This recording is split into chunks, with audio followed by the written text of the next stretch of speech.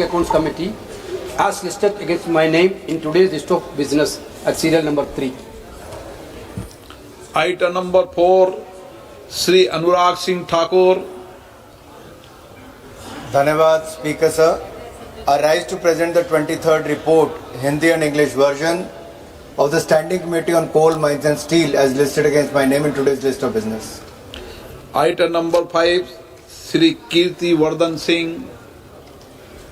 For permission, Honorable Speaker, sir, I rise to lay on the table of the House statement, both in English and Hindi versions, correcting the reply given on 30th March 2026 to the unstarred question number 5978 regarding plantation activities under Green India Mission. Thank you.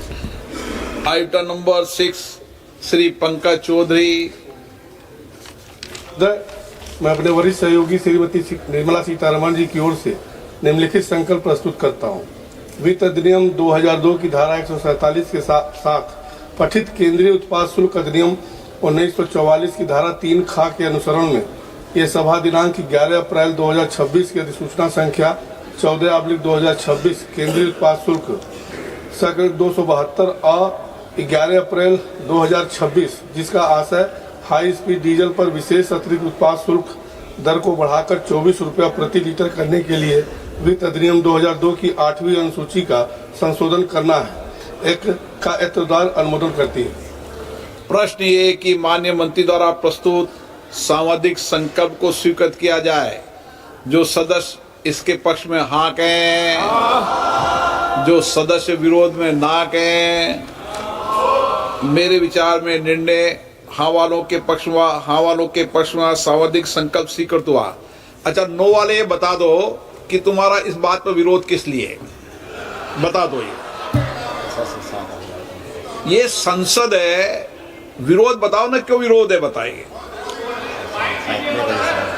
नौ देखें, सदन में आप देश की सबसे सर्वोच्च संस्था के संसद सदस्य हैं, इसलिए हाँ ना आपका अधिकार है. लेकिन कई विषय है जिस पे सर्वसम्मत होती है ना.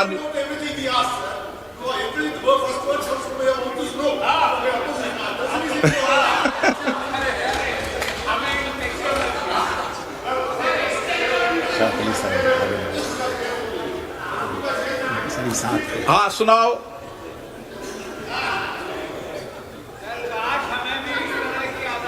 सर ये एक बात बताऊं, एक मिनट. जब आपको बोलने देता हूं ना तो हमारे माननीय सांसद जावेद साहब कहते हैं कि आप ओवैसी साहब को बोलने देते हो, हमें आजादी नहीं है. ये आरोप लगाते हैं. मैंने उनका आरोप सही है, बिल्कुल सही है. तो चलो फिर आपको आज नहीं बोलने देते हैं. प्रश्न ये है कि माननीय मंत्री जी द्वारा प्रस्तुत आइटम नंबर 7, श्री पंकज चौधरी जी. मैं अपने वरिष्ठ सहयोगी श्रीमती निर्मला सीतारमण जी की ओर से निम्नलिखित संकल्प प्रस्तुत करता हूं. सीमा शुल्क टैरिफ अधिनियम 1975 की धारा 8 का तथा वित्त अधिनियम 2018 की धारा 111 और 112 के साथ पठित केंद्रीय उत्पाद शुल्क अधिनियम 1944 की धारा 3 खा के अनुसरण में यह सभा दिनांक 11 अप्रैल 2026 की अधिसूचना संख्या 15/2026 केंद्रीय उत्पाद शुल्क 273 अ 11 अप्रैल 2026 जिसका आशय हाई स्पीड डीजल पर सड़क और अवसंरचना उपकर को बढ़ाकर 36 रुपये प्रति लीटर करने के लिए वित्त अधिनियम 2018 की 6ठी अनुसूची का संशोधन करना है का एतदार अनुमोदित करती है. प्रश्न है कि माननीय मंत्री द्वारा प्रस्तुत सांविधिक संकल्प को स्वीकृत किया जाए. जो सदस्य इसके पक्ष में हाँ कहें, जो सदस्य विरोध में ना कहें. मेरे विचार में निर्णय हाँ वालों के पक्ष में सांविधिक संकल्प स्वीकृत हुआ. क्या वेणुगोपाल जी, ऐसे वेणुगोपाल जी एक बात बता दूं आपको, आज कई सदस्य आपके भी कहते हैं कि वेणुगोपाल जी का नोटिस में नाम हमारा था, आपने वेणुगोपाल जी को कैसे बुला दिया. ये भी कहते हैं.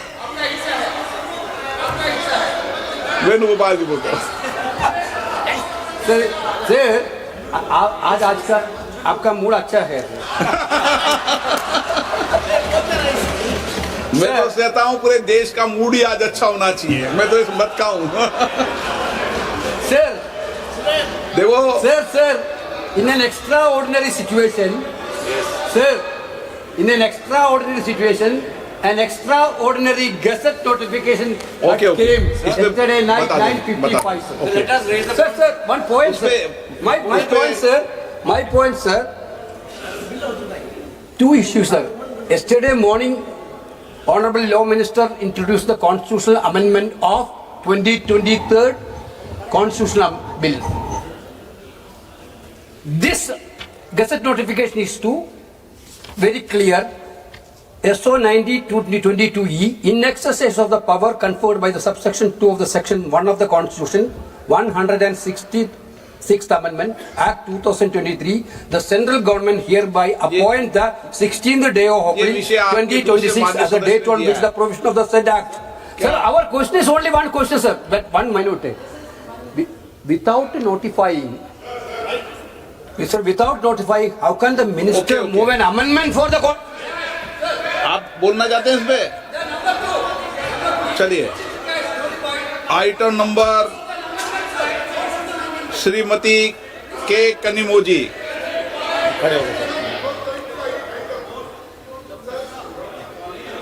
ओके हो गया। श्रीमती के कनिमोजी। माइक दीजिए उनको। श्रीमती के कनिमोजी। लाना चाहिए sir. We want to clarify, sir. Government should clarify. मैं कर दूंगा इसका, मैं स्पष्टीकरण कर दूंगा। श्रीमती के कनिमोजी को बोलने दो आप दूसरे सदस्यों मत रोको। श्रीमती के कनिमोजी, क्लैरिफाई करने दीजिए लॉ मिनिस्टर मैम। श्रीमती के कनिमोजी, आप नहीं बोलना चाहती? Let him clarify, sir. Yes, sir, but Let him clarify. sir, the house What is are we not in order. discussing? If The house is not in order. Shrimati के Kanimozhi, bill is notified and we're discussing an amendment. 2 minutes महिला सांसद को बोलने दो। पहले आप पे बहुत गंभीर है विषय, फिर और नहीं बोलने दोगे तो और मामला गंभीर हो जाएगा। मैंने व्यवस्था दे दी है, श्रीमती कनिमोजी बोलेगी। He's sitting.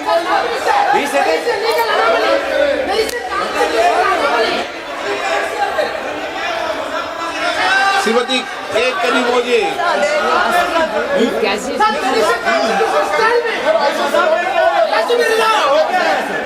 आगे बुलाएं। आप नहीं बोलना, बोलना शुरू करें। मैं देता हूँ इस पे व्यवस्था। अभी मैं व्यवस्था करता हूँ। प्लीज बैठे। अभी The house is not in रेणु order. जी प्लीज, अभी मैं दे रहा हूँ। हाँ अभी करते हैं प्लीज। अरे आप मत करो डिबेट, माननीय सदस्य प्लीज। मैं अभी करता हूँ व्यवस्था इसकी, प्लीज बैठिए। श्रीमती अभी करते हैं। What is it? श्रीमती के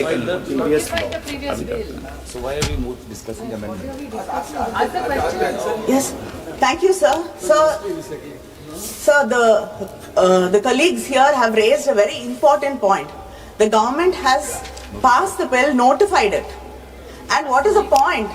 Last night nearly at around 10 o'clock. And what is the point in the discussion over here after you've notified it? Yes. This is what we want a clarification on that. Sir, most important. and I stand before this house, not just as a member of parliament, not as a member of the Dravid. Yes.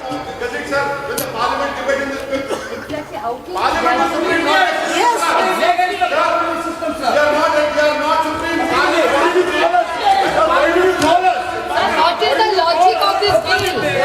Sir, how can we debate it when it's gazetted? Owaisi साहब, मैंने हाँ पर रखी ना आपसे, इस पे कर रहा हूँ मैं। अभी कराते हैं, अभी करते हैं, अभी करते हैं, सब करा देंगे। अभी ओवैसी जी अभी करते हैं, अभी करते हैं प्लीज। कनिमोजी के बाद व्यवस्था देता हूं मैं, अभी कुछ व्यवस्था कनिमोजी को बोलने दें, अभी उनका विषय बोलने दें। नो ओबीसी जी, okay. Sir, it is inside the constitution. The constitution.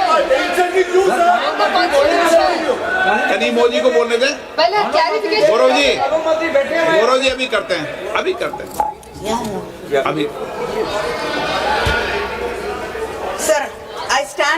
house today not just as a member of parliament or as a representative of the Dravida Munnetra Kazhagam, but as a voice of the 8 crore people of Tamil Nadu who've been told in the midst of our state elections that their votes will count less and their voice in this parliament will be diminished. And furthermore, it's really shocking that yesterday we are discussing the bill here. You've taken your own time to notify. And yesterday when you've called us here, we are discussing the bill here, and then what is the need and what is the necessity to notify it yesterday? What is the meaning? What is the respect you have for this house? Sir, the government has introduced 3 bills in this special session, called in haste and time to disrupt the ongoing elections in my state and many states. And I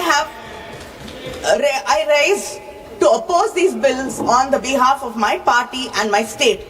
Let me start by saying that these 3 bills, disguised as if they are in support of the reservation of women, constitute the single greatest assault on Indian federal structure. Let me begin at the beginning, because this government always counts on the public not knowing the history. The history of the delimitation in India is at its heart the history of a promise made by the parliament to the people of the southern states, Tamil Nadu, Kerala, Karnataka, Andhra Pradesh and Telangana. 5 states which have resisted the onslaught of the Bharatiya Janata Party and have stood out as role models for inclusive development. The delimitation process began in 1952, soon after the Republic was founded. It was a constitutional solution to a demographic problem. How to balance the population growth with fair representation. All of us abided by the constitutional suggestions in Article 82 and 170. By 1973, when the 3rd Delimitation Commission had completed its work, there was a push for population control also. This national population policy was brought across the country to contain the growing demographic population, and it was exploding actually. So the first freeze on delimitation took place in 1976. This was fixed for a period of 25 years based on the 1971 census. Let us not forget that it was the Congress government, Madam Indira Gandhi's government, that recognized this issue and brought the bill. In the 1976 42nd Amendment, Parliament froze the total number of Lok Sabha seats to 543. This freeze was not a technical detail. It was a constitutional compact, a promise made to every family in India and South India that compliance with objectives of the national policy would not cost them their political voice. Over time, Southern India, Tamil Nadu, Kerala, Karnataka and Andhra had begun to invest in schools, hospitals, women's health. We listened to the union government's repeated call to control our population. We complied. Our fertility rates fell. Our families became smaller. In 2001, understanding that some states, especially southern states and other states like Punjab, had done a better job at these indicators, and some other states had to catch up. That time, there was a government, a union government, which listened to the voices of the people from the south. Yes, I have to give you credit when you deserve it. We are unlike you, always finding fault with us. When there is something to appreciate you, we always appreciate. So under the Vajpayee government, the parliament extended that freeze through the 84th Amendment until after the first census following 2026. 24 more years of protection, because then the parliament in its collective wisdom understood that this injustice had to be addressed. Why do we have to increase the seats now to 850? On what basis? The statement of the objective says that there is a change in demographic profile. Yet you are using a 15-year-old 2011 census data to conduct delimitation. You are contradicting yourselves. And 850 seats, most of the MPs after making the seats 850, might not even get a chance to speak in this parliament for 5 years. Sir, I want to tell this house about a family in Tamil Nadu, a mother and a father, first generation literates. They had only 2 children, not 5, not 6, because they believed in family planning, because the government told them that was the right thing for the country, because they wanted their children to have a better life. That is the story of Tamil Nadu and the South Indian states. Today, Tamil Nadu's total fertility rate is 1.6, lower than France, lower than Australia, lower than United States, your friends.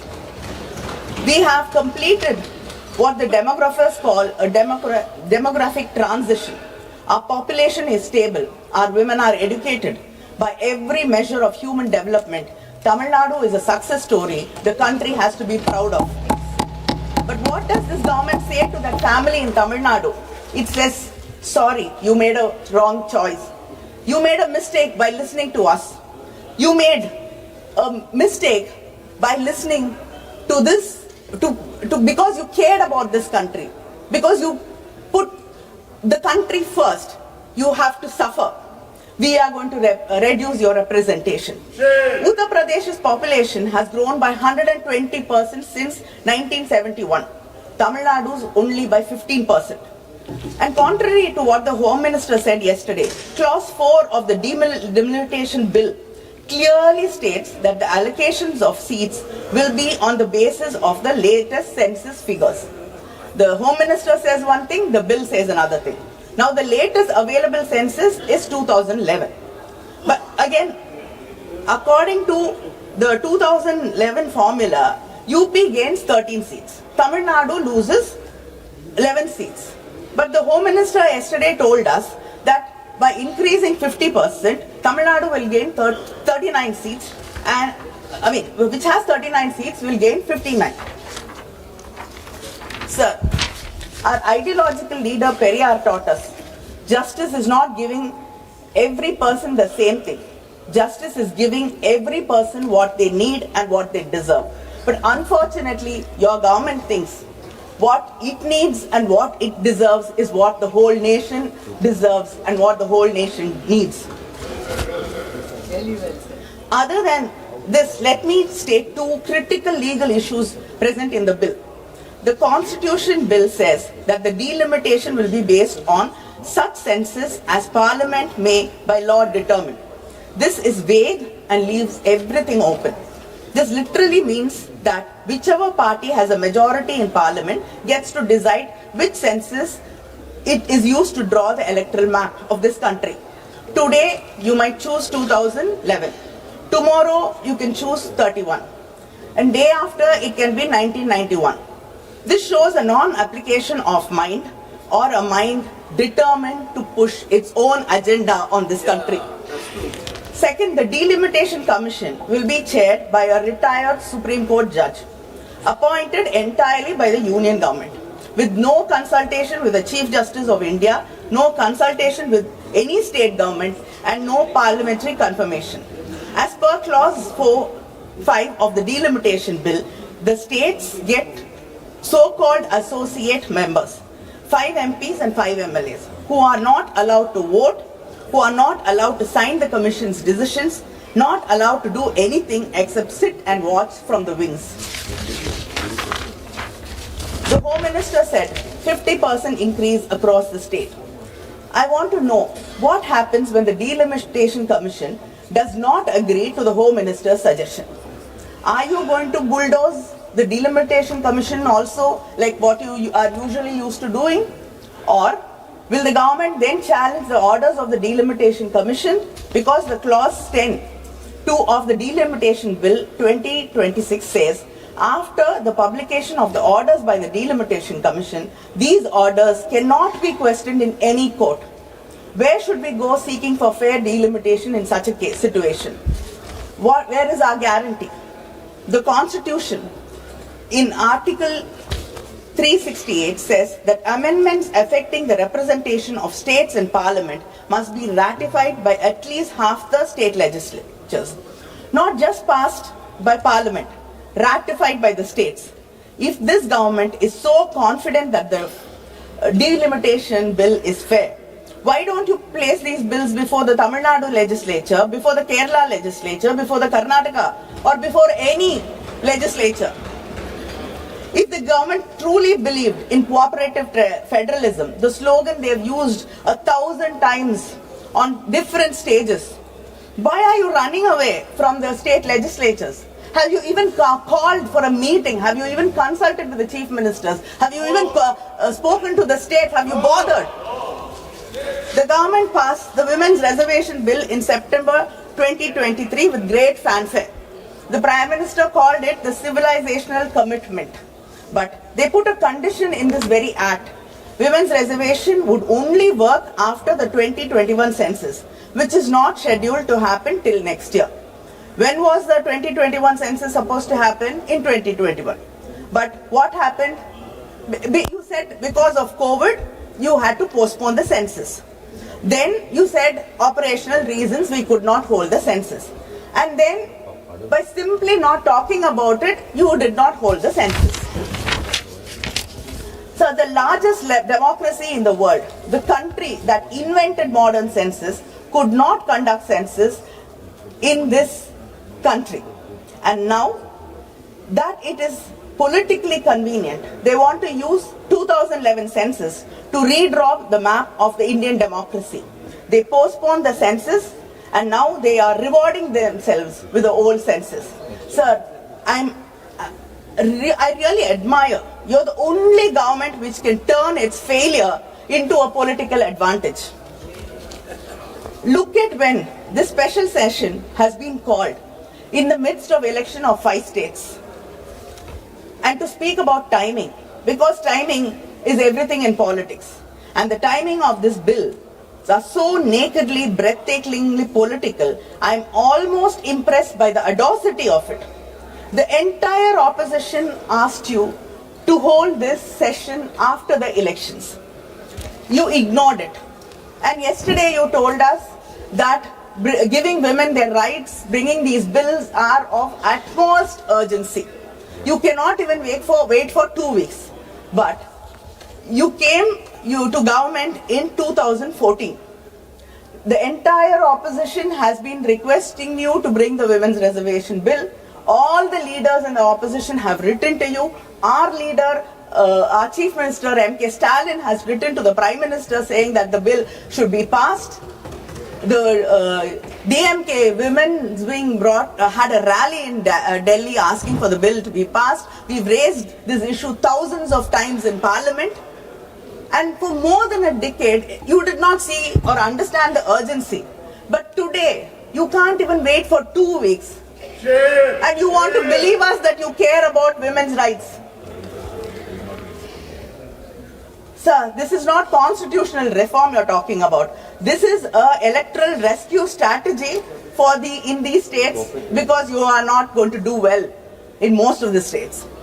The Constitution 106th Amendment Act of 2023, the Women's Reservation Act, was welcomed by most of the opposition parties here, and the DMK welcomed it. But we said it then, and we are saying it also now. Tying Women's Reservation Bill to delimitation is a trap.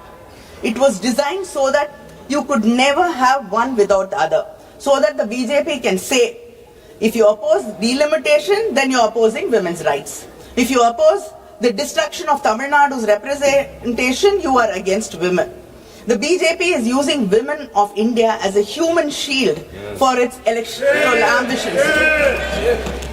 The women of Tamil Nadu, who have the highest literacy rate in India, who have the highest female workforce participation in the country, who have fought and won in panchayats, corporation councils and state assemblies, those women will not allow their cause to be hijacked. They deserve, and the women of this country deserve reservation today in the existing 543 seats without waiting for anything else. And I ask the Honorable Home Minister, why can you not simply amend Article 334A to remove the delimitation precondition? Why can you not give women 1/3 reservation in the existing constituencies through rotation starting from 2029 election without delimitation. If you really care about women's representation, the path is clear and simple. Why do you refuse to take it? Sir, the women of this country have been starved of political power for decades, for centuries. There's a loaf of bread in front of us. We are saying we are starving. Share it with us. But the government is saying, no, you cannot disturb this loaf. We cannot touch it. Wait, we will bake a huge cake and then we'll bring it and then give you a small portion of that. Yes. How does it make any sense? And is this your civilizational commitment? The women of this country have been working hard all their lives. They protected their families, they protected this country, they sacrificed for the nation. And yet, all their hard work goes unrecognized and not respected because you want to tie it with delimitation. Sir, my friends across the aisle will accuse me of creating fear. But the real dangers of this bill are that our constitution and Article 368 requires 2/3 majority in parliament to amend it. 2/3. That's not a small number. It was designed to ensure that no single region, no single language group, no single community could change the fundamental rules of India without broad consent from across this great nation. But what happens after this delimitation? Right now, in this house, we have 543 MPs. 2/3 majority is 362. Let us say the seats are increased to a maximum of 850 MPs as per the Home Minister's assurance, 50% increase across the states. Then the total number of seats would be around 816. Uttar Pradesh, Bihar, Madhya Pradesh, Rajasthan, Haryana, Uttarakhand, Chhattisgarh, Jharkhand, these states together will hold somewhere between 400 to 420 seats in an expanded 816-seat Lok Sabha. 2/3 threshold in an 816-seat house is 544 seats. Add the smaller BJP aligned states like Gujarat, Himachal or whatever, and the arithmetic becomes terrifyingly clear. The heartland can approach a constitutional amendment majority without a single vote from Tamil Nadu, Kerala, Karnataka, Punjab, Andhra, Telangana, West Bengal or the Northeast. So this is your plan. The collective bargaining power of the southern states will be effectively reduced. Their voices are not even required for fundamental changes in the constitution. This will create an environment where the policies of the union government will be pushed down on the people who believe that this nation should remain a secular democracy. This bill looks like a prelude and a facilitator for your future agendas. And moreover, the southern states will stand to lose out on the president's election as well. Article 55 governs presidential election vote values. Changing population definition here will alter the vote value of each MLA and MP in presidential elections, giving more electoral weight to MLAs from states that gain seats through delimitation. Directly affects the federal balance in the presidential polls. This bill, sir, is ambiguous in the least, misleading, and it has no clarity or purpose. Let us see an illustration through the Tamil Nadu share of seats in Lok Sabha. At present, we have 39 seats. As per these bills, which say 2011 census will be followed, it will become 32 seats. Given there is no change to the 543 seats. If the maximum seats are increased to 850, as the Home Minister told us yesterday, Tamil Nadu will gain 48 seats. But if the seats are increased, if the seats are increased to 50% across the states, as Home Minister says, it will get around 59 seats. Now I ask the Home Minister, which of the above scenario will happen? whether 2011 census or it will be just increase based on 2011 census or what the Home Minister said. These are three different numbers. I would like to know, we like to have a clarity on which will happen. We want, and sir, we have seen in this house, in many debates, many promises have been made, many assurances have been given. And all that has melted into the polluted air of Delhi. Nothing has seen the light of the day. Sir, we request you to bring it into and make it a part of the bill, whatever assurance it is. And data says that this government, nearly 80 to 90% of the assurances given by this government in the floor of the house are never seen through. Tamil Nadu Chief Minister M.K. Stalin has built a joint action committee of democratic parties and state governments to fight this delimitation.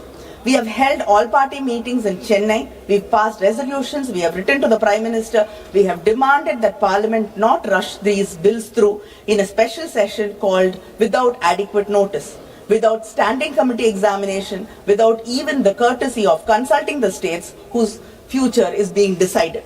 The Prime Minister has not met us. The government has not convened a meeting in the National Development Council.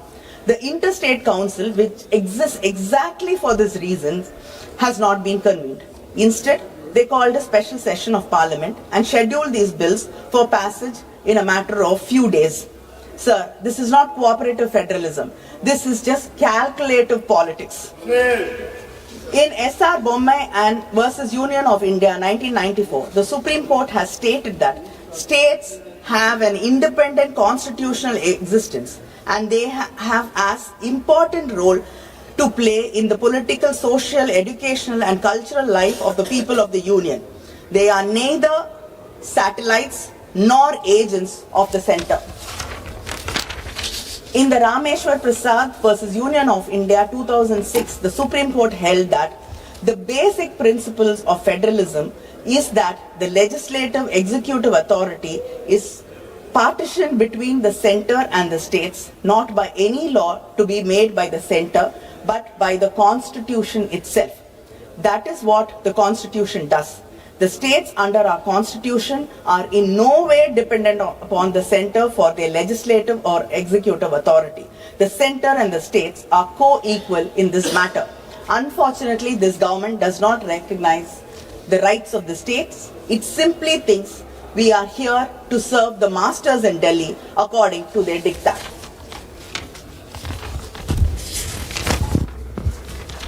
The DMK is not here merely to oppose. We are here to govern, to protect and to propose.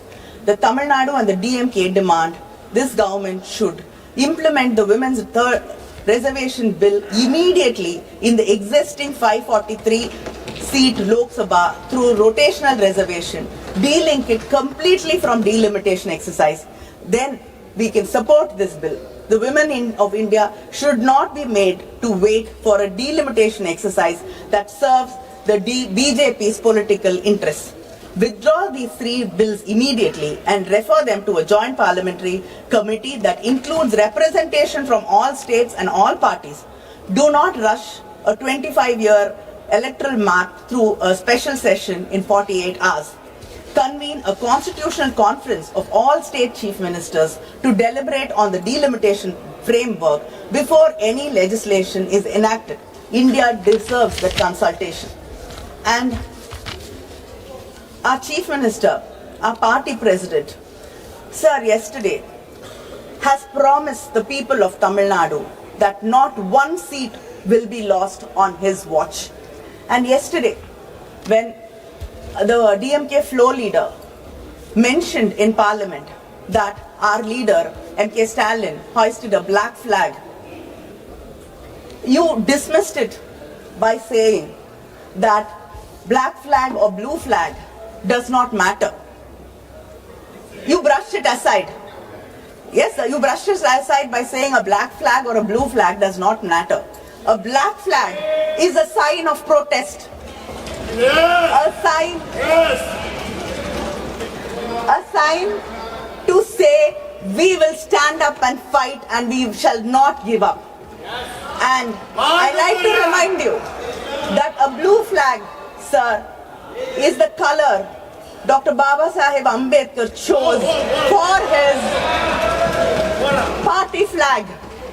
It is the same blue color which you dismiss, that the man who taught us that we should educate, agitate and organize, the man who wrote the constitution, chose for his flag this very constitution you are trying to dilute and we here are trying to protect. And sir, and the Prime Minister yesterday, when he saw us in black, he said that he was reminded of a black dot or tika, yeah, and it is there to drive away evil forces, evil eye or evil forces or whatever. Sir, I am surprised that people here who are there to protect Hindutva were not reminded of Kali, the goddess, the dark goddess who wears black. Yes. The feminine power, the woman, the goddess who is supposed to drive away ego, arrogance and ignorance. And the same black color we have chosen to protest is the color of Periyar. Our intellectual leader. He taught us self-respect. He taught us never to bow. He taught us fight till the end. And we will fight till the end. Sir, we oppose these bills in the name of our leaders, Aringer Anna, Kalingar Karunanidhi, who said, states are not a unit of the unitary state, but equal partners of a federation.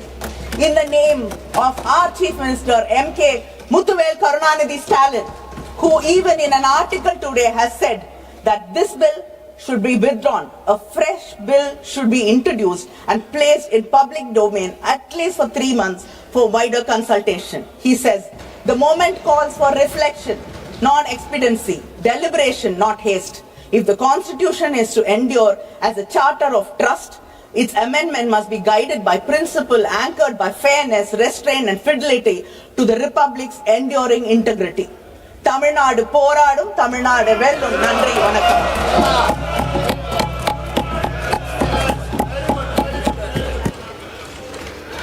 Dr. Shashi Tharoor.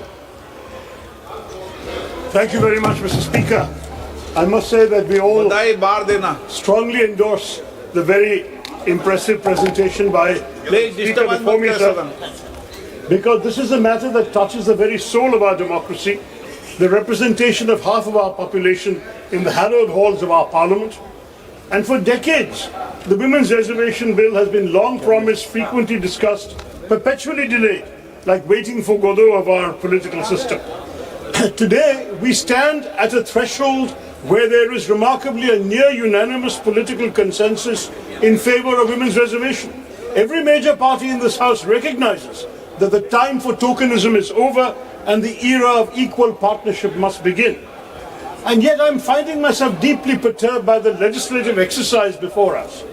The Prime Minister says the government has brought Nari Shakti, a gift of justice, but he has wrapped it in barbed wire, tethering the implementation of women's reservation to the expansion of Parliament, to numbers from the 2011 census, and an exercise of delimitation.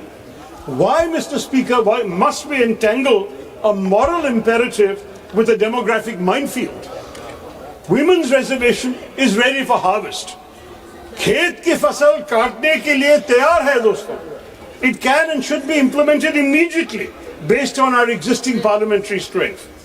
To link it to delimitation is to hold the aspirations of Indian women hostage to one of the most contentious and complex administrative exercises in our nation's history.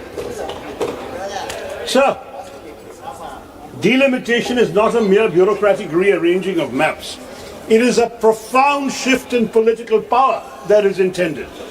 Linking women's reservation to it effectively holds the aspirations of Indian women hostage to one of the most contentious political exercises in our history. Such an exercise, sir, carries risks that could strain the very fabric of our federalism, as you heard from the previous speaker.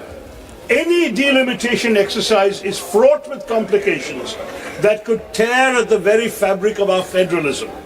We must be candid about what is at stake when constituencies are redrawn based on either current population figures or even the 2011 census. Let's face it, sir, delimitation requires serious discussion. We face a profound demographic divergence. There are at least three major fault lines in our country, sir. First, the balance between small states and big states. Second, the balance between states, particularly in the south like Tamil Nadu or Kerala, which have diligently implemented national goals of population control and invested in inclusive human development, and those states, mainly in the north, who have not. Yet in future delimitations, states that have failed to curb population growth would be rewarded with greater political weight, and we must ask if this is the message we wish to send, that governance excellence leads to political irrelevance. Third factor, sir, the balance between the states that are the engines of our economy, contributing more to the national exchequer than they receive, and those that are net recipients of central funds. A delimitation based purely on population would further marginalize the voices of those states that provide the lion's share of resources that keeps our union afloat. We risk creating a tyranny of the demographic majority, where a handful of large, poor states could theoretically determine the fate of the entire country, leaving smaller states and those with distinct linguistic and cultural identities and economic contributions feeling like bystanders in their own country. Conversely, states with high population growth but lower economic productivity could gain outsized political power without corresponding fiscal responsibility. What happens, sir, to cooperative federalism? You have proposed delimitation with such haste, the same haste that you showed on demonetization. And unfortunately, we all know what damage that did to the country. Delimitation, sir, will turn out to be political demonetization. Don't do it, sir. Now, I want to say the 50% formula that suddenly the Home Minister came and presented to us yesterday regarding the delimitation exercise, promising that no state will lose its current number of seats, total House strength will increase by 50%. This remains a precarious political assurance and not a legislative certainty, because the pledge is fundamentally contradicted by the existing text of the legislation itself, which gives total freedom to the Delimitation Commission appointed by the government, whose decisions cannot be challenged in a court of law. Since this formula, what Shri Amit Shah said, is not codified as an immutable constitutional or legislative safeguard, it could be easily discarded or altered by a simple parliamentary majority, offering no guarantee that it will survive beyond the very short term. Furthermore, expanding the Lok Sabha to an 850-member House would create the legislature that is by far the largest in any democracy in the world, resulting in a body that will be unwieldy and unworkable. This is especially true, sir, in an era where the government has been systematically reducing the duration of parliament sittings. Whereas the first and second Lok Sabhas met for an average of 125 days a year, the 16th and 17th Lok Sabhas saw that figure plummet to just below 60 days, sir. In such a constrained schedule, what will your job be, sir? An 850-member chamber would require at least a doubling of the time currently allotted to question hour, 0 hour for a majority of MPs. मेरे कार्यकाल में होगा तो सबको मौका दे दूंगा। Sir, for a majority. देर रात कल भी इसी महिला संशोधन बिल पर रात को 1:25 तक सभी महिला सदस्यों को मौका दिया, सबको। देखिए, लेकिन ये भी आपके बारे में भी चिंता है, सर। और for a majority of MPs to have any chance of meaningful participation, you'll have to double the time allotted to question hour and 0 hour. failing which a majority of representatives would be effectively silenced, sir. How will you manage to give 850 MPs a chance to speak? As it is with 543, many of us don't get questions. देखो, Sir. You are saying no whenever we ask for the floor. Shashi Tharoor जी, मैं रोकना नहीं चाहता, लेकिन इस सदन में कोई माननीय सदस्य नहीं बोल सकता कि मैं किसी को बोलने का मौका नहीं देता, चाहे शून्यकाल हो चाहे विधेयक हो, जितनी देर बोलने देना चाहता सबको बोलने देता, और अंतिम रात को अंतिम रूप से मैं लास्ट में रहता हूँ कि कोई बाकी रह गया हो तो भी और बुला देता हूँ। 850 होते हैं, 850 होते हैं, तो आपका हाल क्या होगा मुझे पता नहीं। Anyway, another concern, sir. नहीं, राजा जी फर्स्ट टाइमर को विशेष रूप से बोलने का मौका देता हूँ, कोई फर्स्ट टाइमर ऐसा नहीं बोल सकता कि मुझे बोलने का मौका नहीं। Sir, let me continue, sir. Another concern is while the size of the Lok Sabha is being expanded in the government's proposal, Prakash ji देते हैं ना मौका, there is no corresponding proposal to increase the strength of the Rajya Sabha. Raises a serious structural concern, sir. This alters the relative balance between the two houses. In the event of a joint sitting, the significantly larger Lok Sabha would dominate the voting process, and the imbalance would also extend to the elections of president and vice president, where each MP casts an equal vote. So we are amplifying our own house and our own weight without, unfortunately, giving any heed to our colleagues in the upper house. And you can imagine, if the upper house is the chamber of states, then you can understand the concern of states that their weightage is not being respected, sir. Now, these are all problems, Mr. Speaker, that cannot be solved by a simple calculator.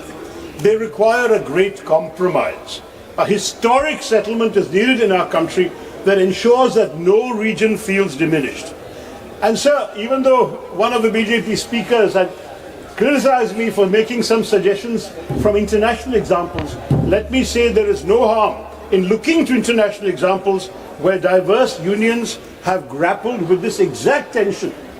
In 1787, the American framers, for example, faced a deadlock between large and small states. And so they led to what was called the Connecticut Compromise, where their solution was a bicameral legislature, a House of Representatives based on population, and a Senate where every state, regardless of size, has exactly 2 seats. So you may be a tiny state like Goa or Sikkim, and you might be a gigantic state like UP, you'd have the same number of seats in the upper house. That's one idea. I'm not saying we should adopt it, but we should discuss it. Another idea, say the European Parliament. They use a system of principle of digressive proportionality, where larger seats do have more seats than smaller ones. So larger states will have more MPs, but smaller states are given more seats than a strict population ratio would justify. So it is true that in Europe, in the European Parliament, a Maltese MP will represent only 80,000 people. A German MP will represent 8 lakh people. But it doesn't matter, they stay united. So we need to consider these options. We are a union of states, sir. And the whole idea is we want to create a formula in a serious delimitation discussion where the smallest members of our country and our polity still have a voice loud enough to be heard. These models teach us that in a complex union, the principle of one person, one vote, one value, which has been cited by the ruling party, must be balanced with the principle of one state, one equal partner, one value in a country like ours. As India approaches a new delimitation exercise, sir, the constitutional question is whether the spirit of cooperative federalism can be preserved through a model that respects demographic reality while preventing structural domination by a few large Hindi-speaking states. Digressive proportionality would not violate constitutional democracy. It would operationalize the Constitution's deeper commitment to the Indian principle of balancing unity with diversity. Sir, सीमांकन से जुड़े मुद्दों पर सभी हितधारकों, सभी राज्य सरकारों, सभी राजनीतिक दलों और नागरिक समाज के साथ व्यापक परामर्श की आवश्यकता है सर। इस प्रक्रिया को जल्दबाजी में नहीं किया जा सकता और ना ही इसे महिलाओं के प्रतिनिधित्व को लागू करने के बहाने के रूप में इस्तेमाल किया जाना चाहिए। सरकार देश के निर्वाचन मानचित्र को पर्याप्त विचार विमर्श और व्यापक परामर्श के बिना क्यों पुनर्निर्धारित करना चाहेगी, ये मुझे समझ में नहीं आ रहा sir. I urge the government, therefore, to decouple these issues. Pass the women's reservation bill today, we will support it. The Prime Minister spoke with passion about Nari Shakti. Let it take effect already in the next general election, using our current seat count. Show the women of India that your commitment is not a mere rhetorical flourish. As for delimitation, sir, let us defer it. Let us constitute a formal mechanism, perhaps a JPC, sir, to debate a new federal settlement that protects the interests of all states. Let us ensure that a march towards a new India does not give us a disunited India. Let us not leave our most successful states behind. Bharatiya Ekta ke liye hame kaam karna chahiye, sir.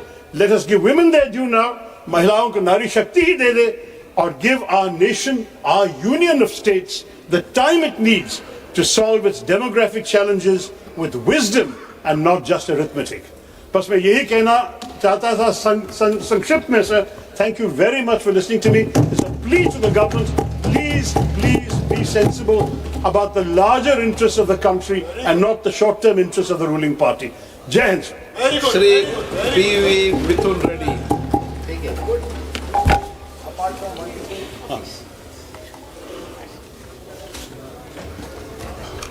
Thank you, ma'am. Yesterday we heard the Home Minister speak in the evening. He was saying about, he spoke about a proportionate increase of seats for, based on the existing number of seats what every state has. So we welcome this, but we have concerns. Madam, we have concerns because a mere oral commitment is not enough. I will tell you an example also. On this very floor of the House during the partition of the state, both the Congress and BJP promised us, the then Prime Minister himself promised us special category status for the state. It was an oral promise and it was not kept up. So we demand that it be, whatever commitment was given yesterday evening be incorporated in the bill. Yes. I will tell you a reason also. One of the amendment passed by OICG carries the same content. If that amendment is accepted, the same thing whatever the Honorable Home Minister has promised in the floor of the House will be incorporated into the bill. So we demand that it be put, whatever promise was given